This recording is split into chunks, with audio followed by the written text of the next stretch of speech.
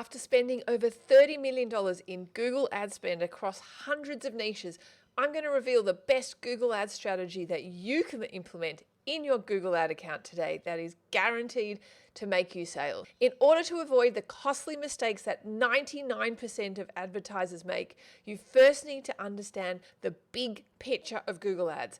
This is critical, as understanding this will likely be the difference between your campaign being profitable or not. So stick with me here.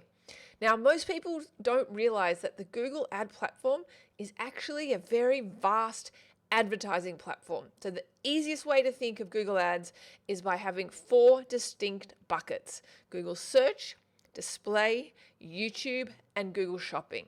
And your job as an advertiser is to match your business objectives to an advertising strategy that is the right match for your business objectives.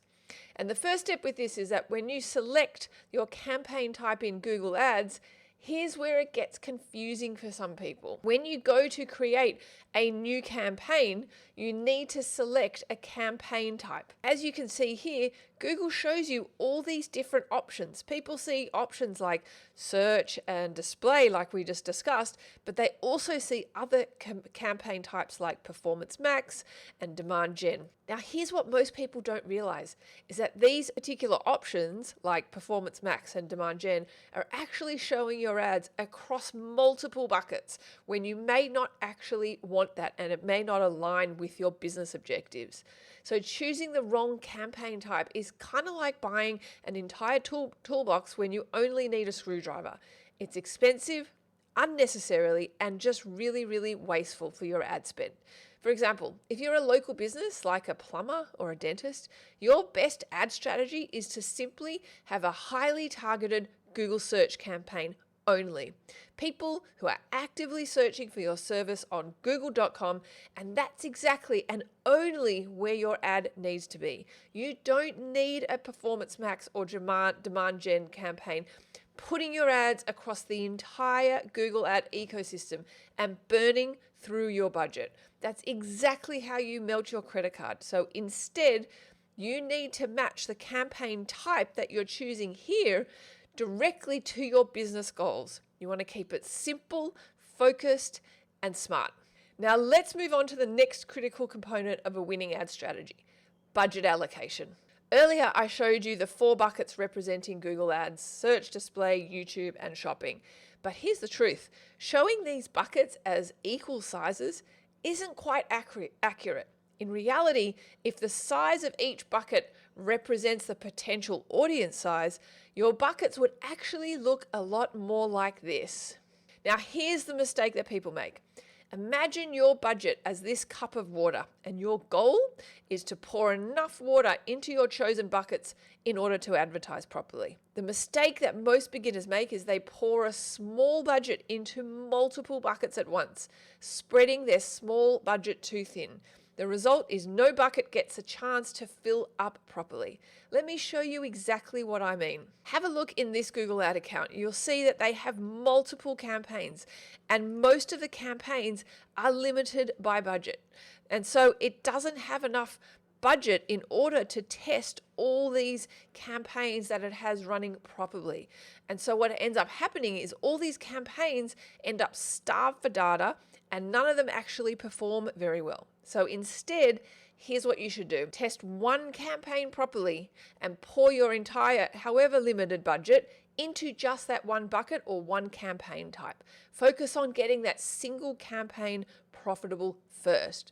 Once you have one campaign working and generating profit and leads and sales, you can confidently justify increasing your overall budget and start expanding into additional campaigns that you may want to run. So start small, win clearly, and then scale from there. But here's another critical budget issue that I want to also highlight, which is in line with what I've just talked about. If we scroll down here, you can see that some of these campaigns that are limited by budget, this one's $5 a day, this is $20 a day, this one's $10 a day. If I scroll across, you'll see the average CPC for this particular campaign is $8, and they've only got a budget of $20 a day. That means that they've only got capacity to buy about 2.5 clicks a day. The same goes for this campaign, and this campaign, which has a budget of $10 a day, has an average CPC of $6.50. So it's only really got capacity to buy 1 click per day. Even if they slightly increase their budget, based on my previous point, at $8 per click, realistically, they'd need to increase their budget somewhat significantly to properly test and optimize their campaign. Trying to run an effective Google ad campaign with too small a budget is kind of like trying to water a really thirsty plant with a tiny bit of water. It just doesn't work. Now, if you don't want to spend, let's say, $50 per day yet, which I understand, you have actually a few really smart options that you can consider. First is you can test fewer keywords. By narrowing your focus and ensuring your limited budget isn't spread too thin, you'll be able to properly test those keywords to evaluate if they are effective to keep running or not. The second thing you might consider is using exact match keywords. These target very specific searches and also have less volume. And obviously you're strategic in which type of exact match keywords you run, and that could be a good way to properly test those particular keywords. The third and my favorite option is to tighten your location targeting. So depending on what your location targeting is for your campaign, I would narrow it further just so there's less volume, but then you could possibly test that keyword a little bit more effectively than not at all. So significantly shrinking your audience size lowers your costs and lets you clearly see which keywords drive conversions. Once you have proof of concept, meaning you're seeing profitable results, then you can confidently expand into other locations step by step. Now, talking about keywords brings us back to our bucket analogy. Now, the keywords that you choose actually directly affect the size of your search bucket. The more keywords you select, the larger your bucket becomes. But it's not just the number, it's also the type of keywords you pick. If you choose broad, general keywords that target people really early in their buying journey, often called top of funnel keywords, your bucket suddenly becomes massive. This means you'll need a bigger budget in order to fill it effectively. So instead, my recommendation is to start by choosing highly specific bottom of funnel keywords. These keywords target people who are ready to buy right now. They're actively looking for your exact product or service. This shrinks your bucket, making it easier and cheaper to test, optimize, and actually get profitable results quickly. Think about it this way.